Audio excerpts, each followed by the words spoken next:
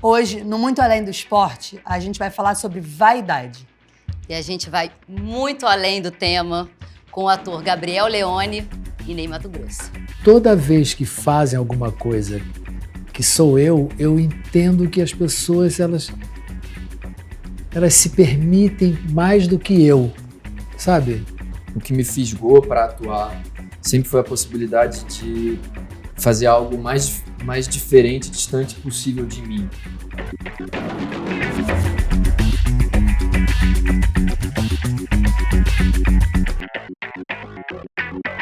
Ney, Gabriel, normalmente um dos nossos convidados é do esporte. Mas o Ney é uma referência de preparo físico no palco. Gabriel, além de 2 pilotos, também tem um preparo intenso para viver seus personagens. Ney, conta pra gente como vocês se conheceram. Nem lembro. Foi quando? Já faz tempo que a gente se conhece. Foi 2018, no documentário do Bituca. Ah, é lá verdade. Em BH. É verdade, em Belo Horizonte. Em Belo Horizonte. Fui lá para fazer uma participação e ele estava lá também. Eu apresentei. A gente se conheceu. Foi. Te entrevistei. Você era um garoto ainda. Não sou mais ainda. Já ainda é, mas imagina quantos 7 anos anos isso? atrás, 7 né? anos 7 anos atrás.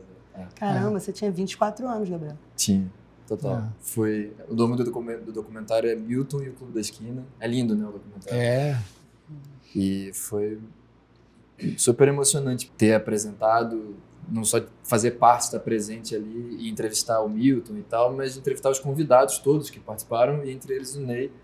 E foi ali que a gente se conheceu, né?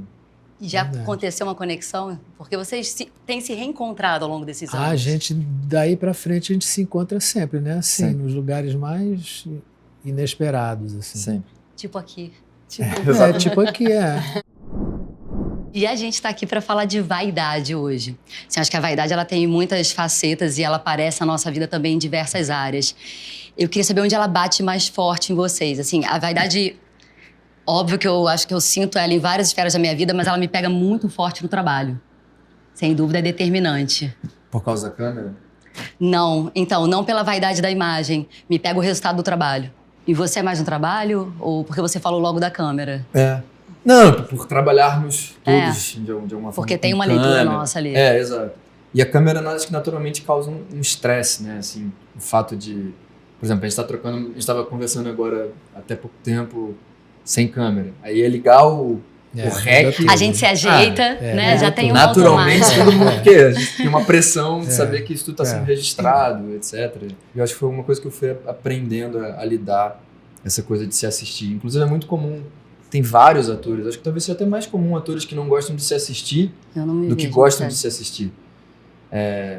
E de início é um pouco incômodo, porque é a tua imagem sem você ter mais controle dela, sabe? Assim, é uma coisa que você registrou, que está posta ali, ainda mais na televisão, com alcance de milhões de pessoas, TV aberta, né? É uma coisa... um pouco assustadora de início. E aí a gente presta atenção exatamente nas coisas que... Lógico. O olhar vai direto. Em vez de olhar o melhor, a gente vai olhar, mas ali... E pode ter um bando de gente até junto, mas a gente só olha aquele defeito nosso, tem um bando de defeito nos outros, mas a gente vai direto ali. Eu já fui mais preocupado com isso, né? Porque...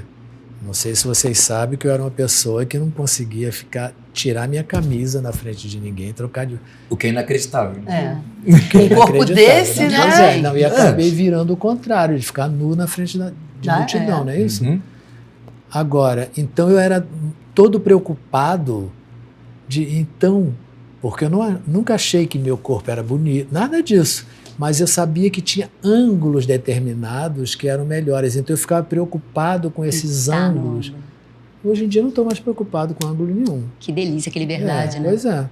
Mas durante muito tempo eu era. Por isso que eu fazia tanta pose, sabe? Eu fazia pose que era para procurar o melhor para mostrar, sabe? Assim, era uma preocupação mesmo. Mas é interessante para mim, pelo menos eu sempre eu tentei canalizar isso para um lugar de aprender. Me assistindo, quase que de me estudar, sabe? É um exercício, cara, eu acho que é um exercício. Exato. E aí acho que eu já tenho agora mais de 15 anos fazendo audiovisual, E hoje em dia eu não só gosto de me assistir, como eu acho que eu relaxei um pouco mais nesse sentido, essa cobrança com o resultado final. Para mim, o processo passou a ser mais importante e interessante. Lógico que eu quero que o resultado seja incrível, e eu não vou fazer falsa modéstia de dizer que eu não quero ser elogiado, que as críticas sejam boas, que seja um sucesso. Todo mundo quer, óbvio. E a gente faz, claro, para ter o resultado final com o público e para que as coisas aconteçam da melhor forma possível. Mas o processo humano, o contar as histórias ao longo, para mim passou a ser mais interessante. E aí isso tira um certo peso de quando eu me assisto, eu passo a ver que aquilo ali foi o melhor que eu tinha para dar naquele momento em que eu fiz. É claro que anos depois eu posso olhar para um trabalho meu e falar, pô, hoje em dia eu faria isso diferente. Isso é um clássico. Cara, não sou mais eu, entendeu? Já viveu aquilo, né? Eu acho já que aprendeu. eu passei a ser mais cuidadoso, carinhoso comigo nesse lugar, assim, de me respeitar, de falar, fiz o meu melhor, entreguei o meu melhor naquele momento. A sua maquiagem sempre foi impactante desde o início da sua carreira nos Secos e Molhados. E era exatamente para tirar meu rosto de circulação Isso para eu te poder protegia. andar na rua. Sim. Né? Porque eu ouvia dizer que artista não podia andar na rua. Eu já tinha 30 anos. Como é que ia perder o direito de andar na rua? Né? Essa liberdade é muito necessária. Mas eu ando, tá? Claro. Ando mesmo, sozinho na Sem rua. maquiagem. Não. E na época, você já me contou que na época, justamente por conta da maquiagem, às vezes você via as pessoas falando na sua frente dos Secos e Molhados sem fazer ideia de que era você. Sim, né? não. Fizemos o Maracanãzinho, né? 20 mil pessoas. No dia seguinte eu estava na praia, jogado, assim, sabe? Ouvindo o que e falavam. falar as loucuras que falavam a meu respeito, né? E eu só ouvindo, sim. Aí eu ouvi assim, uma mulher dizer assim para outra, mas dizem que ele é viado. Eu só não falo, para mim não é nada, né? Aí ela disse assim, não sei se ele é viado, mas ele deve comer carne todo dia. Aí eu tive uma informação que eu não tinha. Eu não sabia que as pessoas não podiam comer carne todo dia. Eu nasci em Mato Grosso, eu fui criado comendo carne todo dia. Então ela acertou, né? Cheguei no Rio de Janeiro e ouvi isso na praia. Eu disse, meu Deus, as pessoas não comem carne? Foi um choque. Foi um choque. O choque foi esse. O choque para mim foi esse, não foi os comentários a meu respeito. Agora, um personagem que era tão adorado que em plena ditadura militar, você praticamente pelado, ninguém podia te parar, né? Porque todo mundo adorava. Várias vezes, Tentaram, né? mas aí as famílias... As crianças. Eu acho que as crianças foram o nosso salvo-conduto. Porque as crianças não viam sexualidade naquilo. Vocês lembram que... Não, vocês não são dessa época que fizeram uma propaganda de um dededrim, uma coisa, que aí tinha assim... Secos e Molhados eram as baratinhas, os pirilampos dançando, e aí vinha o dededrim. E eu acho que eles viam aquilo, um desenho animado, sabe? Sim, Aquele ser esquisito, todo pintado. Muito lúdico, né? Então eu achava isso, que as crianças viam dessa forma, sabe? E as crianças gostavam, né? E aí, como é que explica tirar de circulação uma pessoa que as crianças gostam tanto? Uma vez, eu sozinho, né, no Teatro Teresa Raquel, puseram uma censora no meu camarim. E ela ficava... Isso já era o show bandido. Que eu fazia striptease e ficava até pelado, né? Atrás de um biombinho. É maravilhoso. Não. Aí eu disse para ela assim, eu tenho que trocar de roupa. Disse assim, não se preocupe. Eu disse, não vou me preocupar. Tirei minha roupa, ficava nu na frente dela. Isso foi assim, a temporada inteira, a censora no meu camarim, eu ficando nu na frente dela. Todo dia? Todo show? Sim, ela ficou, porque não era um mês, era uma semana. Sim. Ficou uma semana aquela senhora ali dentro do meu camarim, e eu nu na frente dela. Eu disse, agora vou me enlouquecer. Foi o ponto alto da vida dela. Sim, já falou, opa! Sim, mas eu fiz propositalmente para enlouquecer ela, porque já que ela era obrigada a ficar ali, eu era obrigada a estar com ela ali. De frente. Sim, eu disse, bom, então vou ficar ali na frente dela. Vocês passam a ter uma relação diferente com a fama e a gente, quando estava pensando nesse encontro, em vários pontos em comum de vocês dois, esse foi um deles, né? Que hoje o que acontece é muito chocante, as pessoas têm muita vaidade ligada à fama, o que é muito assustador, porque eu vejo a fama só como algo que tira a sua liberdade. na verdade. Mas a gente vê um movimento, acho que até pela rede social, pela força como tá, e hoje, né, as pessoas se auto-intitulam influenciadores. A fama, ela mexe com a vaidade das pessoas. Mas com vocês, me parece que é o trabalho que mexe. Não, essa história de ser influenciador, Deus me livre de ser influenciador. Eu implicava até com essa coisa de seguidores, isso me incomodava, ter seguidores. Sabe, eu quero ter seguidor. Pessoas que te seguem. Não é à toa que isso virou uma profissão de alguma forma e exatamente o que você está falando, vira uma responsabilidade de você ter que manter a sua influência. E óbvio que a gente sabe que o trabalho de todos nós, de alguma forma, vai ter um impacto e vai influenciar, enfim, de N motivo e de N formas na vida das pessoas. Mas a partir do momento que você cria e constrói o teu trabalho pensando já nisso, Sim. do tipo, lógico que você nunca fez um disco pensando em como isso ia influenciar e impactar. Você fez porque aquilo era o que você acreditava. Era o desejo. Sabendo que aquilo ali ia chegar nas pessoas e ter um impacto. Ia bater nas pessoas em cada uma de um jeito, mas nunca pensei nisso de atrás de mim, sabe? Não. Como se isso fosse moldar o seu trabalho, né? Não pode moldar, né? Uma outra coisa que mudou muito em mim foi isso, assim, quando me aplaudiam, eu me fechava. Eu não queria aplauso, eu não estava ali para aplauso, sabe? Muito louca a situação, né? Porque eu estava no palco, mas se me aplaudiam eu não sabia receber. Sabe, hoje em dia, nossa, eu adoro, me caro para eles, sabe? Mas eu lembro de você me falando que isso vinha da coisa do teatro, né? Inclusive, né, nos primeiros shows que você falou, que você me contou que você ligava as músicas para que não tivesse o aplauso. Não tivesse... Né? Não tivesse pausa, né? Não tivesse tempo. Que é um pouco essa coisa do teatro que as pessoas só aplaudem ou no final, ou quando você tem o aplauso em cena aberta, que é uma coisa muito... esporádica, uma assim, catarse que acontece, né? Mas em geral a pessoa assiste aquela obra como um todo sem interferir. Vocês dois mexem muito com o imaginário das pessoas também, né? Sim. São duas pessoas desejadas também. Como é que vocês lidam com isso num outro lugar? Isso toca na vaidade em alguns momentos? Em relação ao que eu sempre senti, assim, pra mim ao longo da minha carreira, foi... Eu acabo mudando muito de um personagem pro outro. E é o que eu mais gosto de fazer, inclusive. É me caracterizar e, enfim, e ficar diferente e tal. Então, quase nunca eu tive essa coisa de ser muito reconhecido na rua, sabe, assim... Isso está sempre ligado quando eu estou caracterizado por aquele personagem, se está no ar, alguma coisa assim. Então, agora há pouco tempo, por exemplo, com o Senna, isso aconteceu, assim. Eu lembro de muitos amigos, a galera falava, pô, vamos estrear a série, não sei o quê, não vai conseguir andar na rua, que isso, aqui. E as novelas? Então, porque a novela aproxima muito, né? Eu não fiz tantas novelas, eu fiz mais séries, assim, na Globo.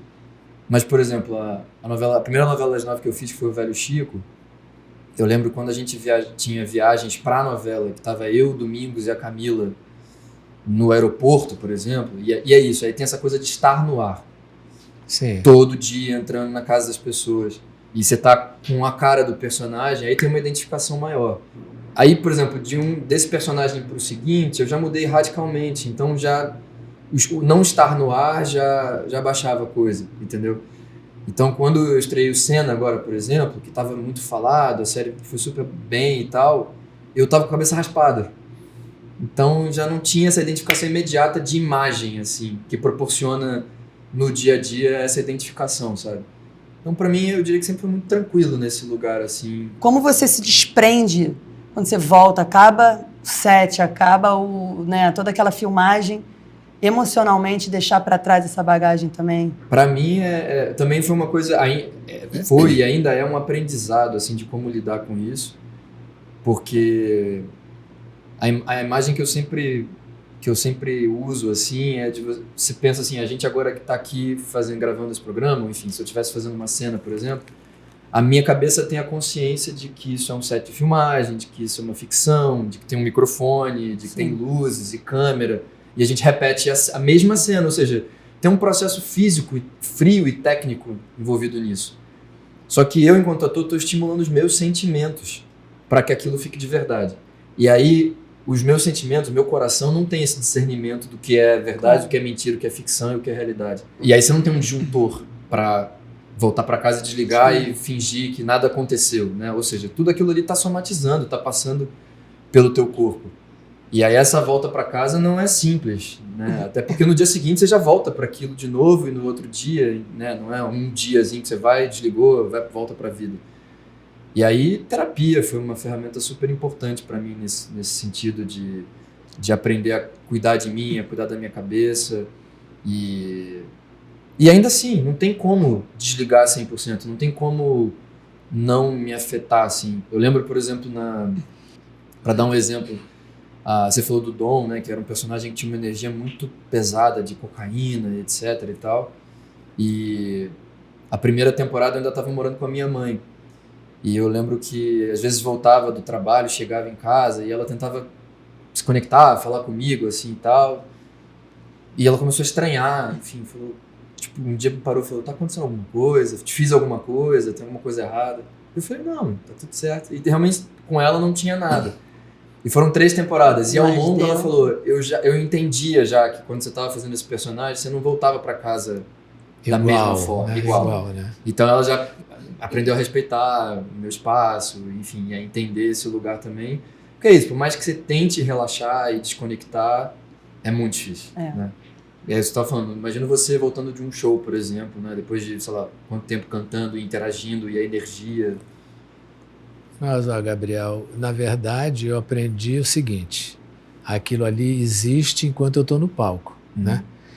Quando eu viro as costas para a plateia, que eu vou para dentro, aquele lá já não está mais comigo, né? Porque ali tudo é um personagem, não sou eu, né? É alguém que eu criei para se expor no meu lugar, né? Porque com aquela pessoa que tinha uma vergonha, né, de trocar a camisa, como é que conseguiu? Porque eu criei uma coisa que ia no meu lugar, né? E aí, assim, quando acaba o show, eu viro as costas, aquilo já não está mais comigo. Quando eu entro no meu camarim, eu já estou cansado, todo dolorido, sabe? Já não é mais aquele. Porque aquele lá não sente dor, não sente nada. E foi uma escolha consciente essa criação dessa personagem, quando você entra? Foi. Eu já tinha 30 anos, eu não podia perder meu direito de andar na rua. Não podia perder. Agora, Ney, você falou existe um desgaste energético, né, ali, quando você está no palco, você também quando está atuando. Mas no seu caso, um desgaste físico também, né? A importância da atividade física para você. Porque você falou que você sai e fica com dor. Sim. Antigamente, eu tinha mais ainda, porque eu saía com dor, eu tinha que entrar dentro de uma banheira quase fervendo para dissolver o ácido lático, porque meu corpo inteiro doía. Agora eu suporto, sabe? Mas eu saí, eu tinha que entrar numa banheira porque eu não suportava a dor. Porque eu também nunca me preparei para fazer o que eu fazia, não é isso? Eu nunca ensaiei aquilo, sabe? Eu ensaiava a música, mas o que eu ia fazer no palco... Vinha. E o preparo físico foi uma coisa que você também foi adquirindo, assim, de buscar malhar? Eu comecei com 50 anos. Eu vi. Você viu uma pessoa, não foi? Eu vi um homem no Leblon, no verão. E eu já assim, com 50 anos, com uma dorzinha aqui, uma dorzinha não sei aonde, sabe? Aí vi um homem, ele devia ter mais de 80 ou mais, todo enrugado, de sunga e de tênis Leblon, né? Verão no Rio de Janeiro. E eu olhei para aquele velho e disse, mas tem musculatura ali dentro?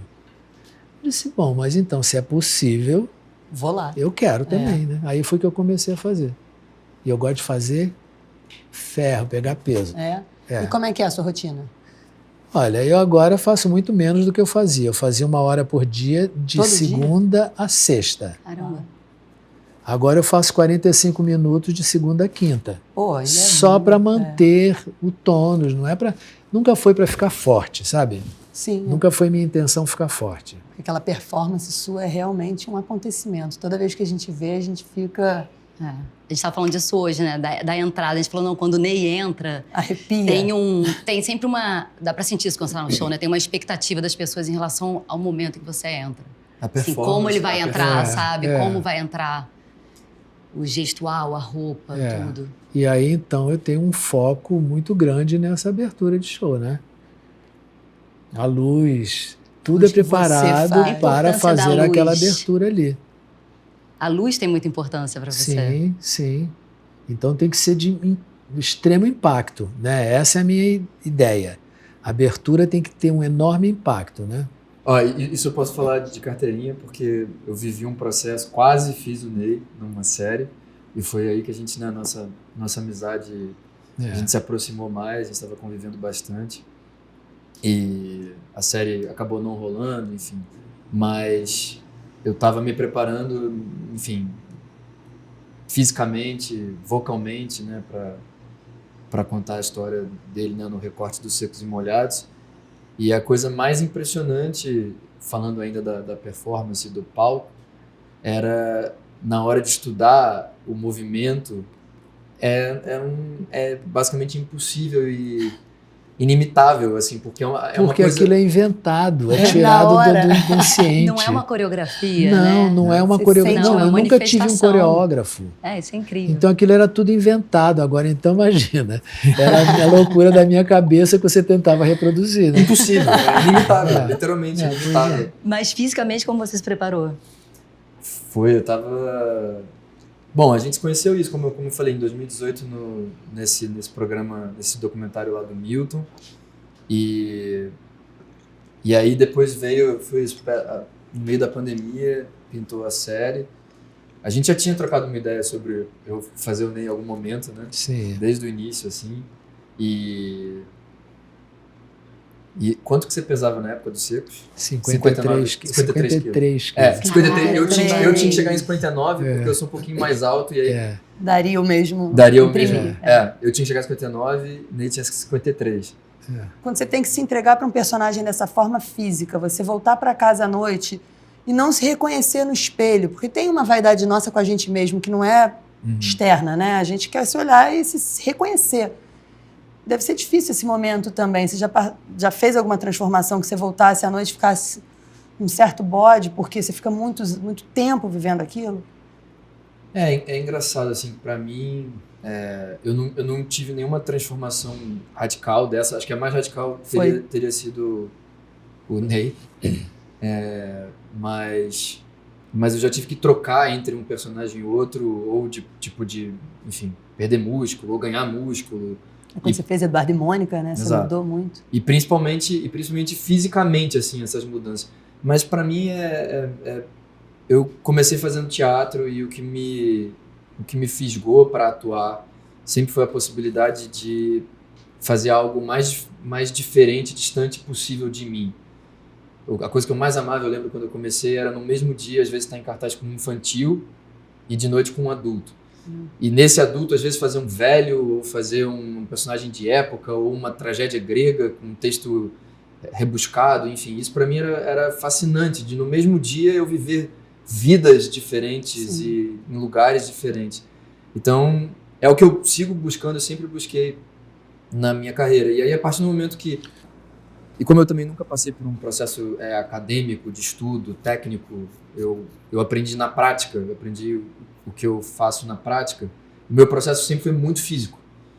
Inclusive de me emocionar em cena, etc. E de encontrar os meus personagens sempre partiu da fisicalidade deles. Então, para mim, você falou essa coisa do espelho, de voltar para casa e se olhar no espelho. Para mim, enquanto eu tô num personagem, quando eu tô construindo um personagem, é fundamental o espelho nesse lugar, não para mim, mas pro personagem. Sim, você se vê nele. Totalmente. Não tem estranhamento para você. Não, pelo contrário. Enquanto eu não encontro ele, eu não sossego. E é importante esse encontro para mim, de eu me ver, de eu me enxergar. Eu lembro, por exemplo, que o Senna, foi interessante, isso aconteceu 2 meses antes de começar a rodar, e era o período que a gente tinha de preparação, eu estava terminando de fazer a última temporada do Dom. E então eu estava louro, de cabeça raspada, no Rio de Janeiro, fazendo... De olho azul. De olho azul. Fazendo o personagem mais carioca que existe do mundo. Eu já sou carioca. Mas eu ainda forçava mais ainda a minha carioquice ali, a nível de gíria e malandragem, de jeito, etc. E essa energia de cocaína, enfim, não podia ter coisa mais oposta do que o Senna. E eu lembro nessa época, já sabendo que eu ia fazer, o que vinha pela frente, 2 meses que eu tinha, eu lembro de me olhar no espelho e falar, ferrou. Tô vendo o Dom. Não faz sentido nenhum, eu não sei como eu vou chegar no cara, sabe, assim. É porque são extremos mesmo. Totalmente eles. extremos. E aí foram esses meses buscando o Ayrton, enfim, essa fisicalidade. E eu lembro, nesse caso, a gente teve o Martin, que é o caracterizador da série, que é um gênio, e ele trabalha muito na sutileza. Então, o trabalho dele não foi de achar o rosto do Ayrton de prótese e coisas assim, foi de apagar o meu. Nos pequenos detalhes, tipo de apagar o riscado do meu olho, apagar as minhas pintas, redesenhar a minha boca. Nossa. Aí a gente foi achar o nariz dele, que era um pouquinho mais inchado. Eu fiz a série com 2 bolas de algodão dentro do nariz. Caramba. Como é que isso não muda a voz, né? Também. Aí a prótese da orelha, que tinha a orelha dele era mais assim, aí eu tinha um negocinho aqui atrás para abrir minha orelha. E o meu cabelo que foi crescendo e a gente chegando no tom, no corte, enfim. Foi um processo e eu lembro disso ao longo desse processo, eu querendo chegar ali e tal, até o dia que eu lembro perto da gente começar a filmar, que tiraram uma foto minha no set, eu já tava com o macacão vermelho, etc, assim, antes de entrar em cena, e aí tiraram, que nem ele tava falando do ângulo, a luz, o ângulo, tiraram de um ângulo e eu vi essa foto e eu falei, achei. Qual eram suas referências dele? Filmes dele? Imagens dele? Nesse caso foi até angustiante de tanta coisa que tinha, de tanto vídeo que tinha e livros e fotos e a vida inteira dele foi registrada. Então chegou uma hora que eu até comecei realmente a ficar ansioso, porque eu falei, eu acho que eu não vou conseguir ver tudo e ler tudo, mas eu falei, bom, também eu não preciso ler tudo e ver tudo porque é o meu Ayrton, é o Ayrton Sim. que eu vou fazer. Então eu preciso encontrar ele dentro de mim,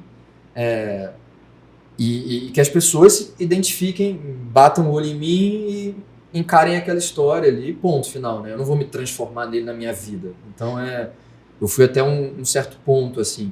Mas isso para mim era muito importante, essa coisa da fisicalidade. E aí, voltando para a tua pergunta, a respeito da minha vaidade, ela fica absolutamente toda pro personagem. Sempre é assim.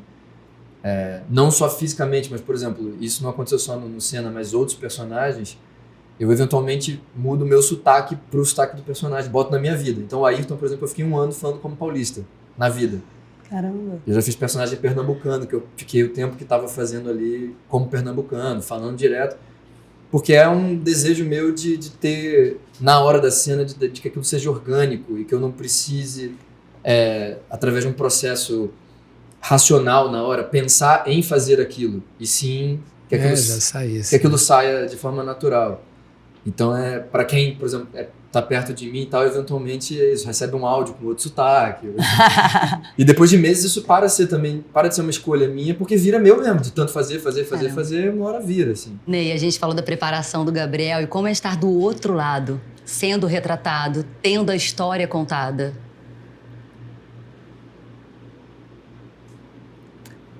Não é muito fácil. Não é muito fácil, porque, claro, as pessoas têm uma margem de liberdade na criação, né, do personagem, na verdade, mas toda vez que fazem alguma coisa que sou eu entendo que as pessoas, elas se permitem mais do que eu, sabe? Elas se permitem mais do que eu me permito. Em termos assim de afetação, eu não sou uma pessoa afetada, mas eu noto. Lá na peça também eu achava isso, eu achava que. E eu fui lá, eu disse assim: olha aqui, vocês têm que entender o seguinte, que eu não sou do palco. Esse aqui não é o do palco. Então, esse aqui tem que estar presente também. E lá no teatro eu via que era muito excessivo. O eu, a pessoa, não o do palco, era mais excessivo um pouco menos do que o do palco. E aquilo me desagrada, sabe? Não estou dizendo que seja isso que aconteceu no filme, mas tem umas coisinhas assim que eu disse assim, pô, se eu tivesse presente, eu diria, isso aqui não, sabe? Mas acontece que todos estão fazendo, mas ninguém tem realmente a minha versão, não é isso? Claro. Então, mas eu também entendi o seguinte. É uma obra de ficção, né? Sim, eu entendi que é ficção, que não é minha vida, é um aspecto da minha vida, porque é impossível você colocar a vida de uma pessoa de 83 anos, de 6 anos até agora. Em 2 horas. É um 1h40. recorte. Em 2 horas, da sua vida. Né? Não é um recorte. Não. Não é um recorte, é é uma versão, assim, sabe? É uma versão. Embora eu tenha trabalhado muito com o Esmir, ele me mandou 12... Como chama? Um roteiro. Roteiros, 12 versões. 12 versões. Tratamentos. E eu ia dizendo assim, olha, isso aqui aconteceu aqui e isso aconteceu aqui. Aí ele me dizia assim, Ney, mas eu não posso ficar indo para lá e para cá. Eu disse, tá bom. Aí eu comecei a entender que não é exatamente a minha vida, é uma versão da minha vida, né? Sim. Mas é interessante, é muito interessante, muito emocionante o filme. Muito emocionante mesmo. Acabou o primeiro dia, todo mundo lá, todo mundo chorando, sabe? Eu fingindo que não estava sentindo nada, né? Mas olhar para o lado, estava todo mundo chorando, né? Gabriel, só falei esse envolvimento no processo artístico que você tem. Você acha que isso traz mais riqueza e mais conhecimento também de tudo que está acontecendo? Eu acho que... Trabalhar na direção, também na produção. Eu acho que tudo que vocês estão falando, e acho que tem a ver com o que eu conheço da carreira do Ney também, da cabeça do Ney, a forma que ele conduz tudo, é de ser dono de si, né? De ser dono das próprias escolhas, dos passos que você vai dar na sua carreira. E eu sempre busquei desde o início, assim. É claro que quando você começa, enfim, você tem que trabalhar, você tem que entender o lugar que você está também. Mas já tem um bom tempo, assim, que eu tenho esse privilégio de poder escolher os passos que eu vou dar. Junto, lógico, não estou sozinho, tem uma equipe, tem um time que está comigo desde o início, mas e para mim, a gente estava até conversando antes, para mim sempre foi muito fundamental e é fundamental a história que eu vou contar, o personagem que eu tenho ali, naquilo que eu estava dizendo, de ser em geral diferente. Eu não gosto de me repetir, de fazer coisas que eu já fiz, então e agora, mais do que nunca, projetos recentes, esse que eu estou filmando agora, que é o Véspera, eu sou produtor associado também, estou trabalhando no roteiro também. E isso, para mim, já era uma inquietude que eu tinha dos últimos projetos, de para além do meu trabalho como ator, mas também de me envolver na obra mais a fundo como um todo, entrar um pouco antes no processo, enquanto o elenco está sendo escolhido, enquanto o roteiro está sendo trabalhado, enquanto escolhas estão sendo tomadas.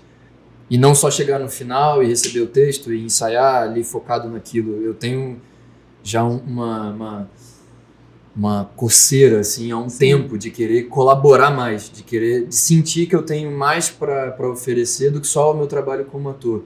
E isso está sendo muito gratificante para mim, assim, ver o resultado disso na prática, sabe? Enfim, esse trabalho de roteiro e escolhas de produção, eventualmente, de ver a coisa acontecendo assim.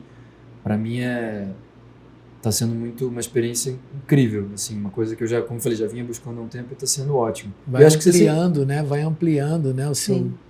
E você sempre fez isso também, né? No sentido eu sempre fiz. Eu não das guinadas da tua carreira. Eu tive 2 diretores apenas, mas antes de ter diretores e depois eu fiz 2 shows com direção, assim, mas que eu determinava o que eu ia fazer, Sim. Né? Eles montavam toda a coisa para mim e eu me soltava, fazia o que eu queria, né? Sim. E depois nunca mais eu tive, porque também não sei, eu não quero que me dirijam para um lado que eu não quero ir, sabe? Até a nível de repertório, assim, você sempre teve muito controle sobre o que você ia cantar. Sim, eu sei o que eu quero antes. Eu tenho assim, um caderno em casa com vários roteiros de shows para frente que se eu quiser fazer outro, tudo que eu ouço eu anoto, sabe? Tudo que eu gosto eu anoto, né? Eu lembro, por exemplo, teve aquele momento na tua carreira que ficou conhecido como esse, você começou a cantar músicas mais românticas, né? E Pescador de Pérolas. Isso, e não estava mais tão sem usar maquiagem, de terno. Então, foram movimentos seus, escolhas suas. Sim, escolhas minhas. Não tinha ninguém te falando, faz isso porque o mercado vai... Imagina. Vai isso, aquilo. Era um desejo seu de explorar. E aí me dizia assim, isso aí não vai dar certo. Eu disse assim, mas eu vou fazer. Quero experimentar isso. Eu quero ter essa coisa de não ser um bicho, uma coisa. Eu quero ser uma pessoa. Mas No primeiro dia que eu subi no palco do Copacabana Palace ali, eu tive uma tremedeira. Era a primeira vez que eu ia cantar de terno branco, sem nenhuma maquiagem nenhuma. Não era eu. Menino, me deu uma tremedeira na primeira música, que eu parei e disse assim, gente, eu tô tremendo. Eles começaram a rir, sabe? E aí quando eles riram, aquilo me deu uma certa aliviada, assim, aí eu segui. Mas eu batia dente. Como tá Imagina. exposto é Dente, diferente, mas né? eu estava exposto Era o que pela você queria, primeira era o que você queria, vez. né? Era o que Sim, queria. era o que eu queria, mas era eu novo. me vi exposto de uma maneira que eu nunca tinha estado antes, né? Sim. É. Sim. É. Mas que bonito isso também, muita coragem, né? Você, de repente, depois de uma carreira inteira, num lugar, falar, agora eu vou fazer uma outra coisa. É, mas eu precisava disso. Sim, né? é uma Né? reinvenção. Porque eu só lia que eu fazia sucesso, que eu me requebrava, porque eu ficava pelado, que eu mostrava não sei o que lá, sabe? Eu disse, mas eu acho que eu não sou só isso. Agora, também ter essas escolhas todas, essa autonomia, é uma forma de ficar menos à mercê da validação do outro, né? Te dá uma liberdade. Da validação de gravadoras, não é isso? Eu acho que no todo também, assim, da própria vaidade que a gente está falando tanto, quando você sabe que aquilo é tão verdade para você, te fortalece num lugar. E esse olhar do outro, Sim, claro que sim. afeta, mas um Sim, pouco mas menos. o embate sempre foi com gravadoras. Sim, para você sim. Sempre foi com gravadoras. Eu Mas, passei por o público talvez estivesse também Imagina, esperando. o público... Não, o público não esperava. Não esperava, exato. O público não esperava. Então, no primeiro momento, uma parcela se afastou, porque achou que eu estava xarope, né? E a outra se aproximou. Uma parcela enorme se aproximou, porque era um repertório maravilhoso, gente. E é muito, eu sempre sinto isso, assim, eu me sinto muito bem de voltar para casa com essa tranquilidade, essa segurança de estar fazendo algo que eu acredito, sabe? A gente tem que acreditar. É né? isso. Se não for assim, não dá tesão, não dá vontade. Tá difícil a gente parar. E vocês falaram aqui sobre tesão, sobre propósito, assim, o nosso tá aqui nesse projeto que a gente criou, independente. Então, tô falando isso só para vocês terem ideia assim, da importância que é para todo mundo que tá aqui. Ter vocês dois hoje, assim, do que representa pra gente. Porque o que a gente tá aqui é justamente tentando esse processo, um processo que faz sentido pra gente, um propósito. Tá aqui, então a gente ainda não tá acreditando muito que conseguiu estar aqui com vocês dois hoje. E muito obrigada por fazerem parte da nossa coragem.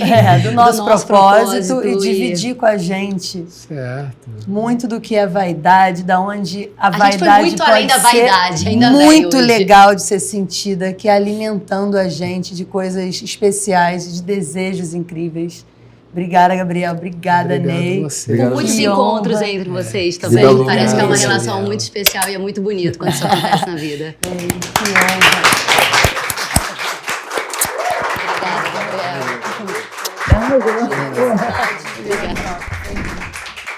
Obrigada. Foi maravilhoso.